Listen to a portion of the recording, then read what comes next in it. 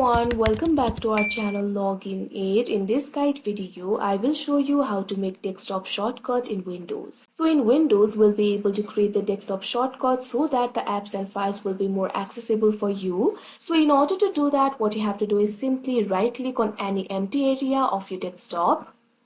Now you'll be able to find several options like view, sort by, refresh, undo, delete, share, etc. Find the option for new and click on it. Now you'll be able to find the options like folder, shortcut, Microsoft Access database, etc. What you have to do is simply find the option for shortcut and click on it. Now you can see over here, you'll be able to create the shortcut. You'll have to type the location of the item over here. If you know the location, simply type in over here. Otherwise, you can also browse for it. What you have to do is click on the browse option. Now go to the desired location. Now what you have to do is choose the files or application that you want to create the shortcut for.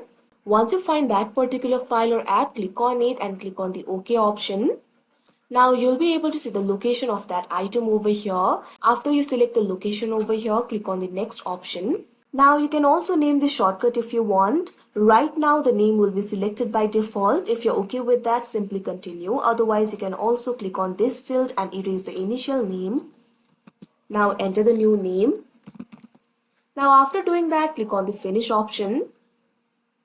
Now you can see over here the desktop shortcut has been created. So that is how you make desktop shortcut in Windows. I hope you found this video helpful. Thank you for watching. Make sure to like, share and subscribe to our channel.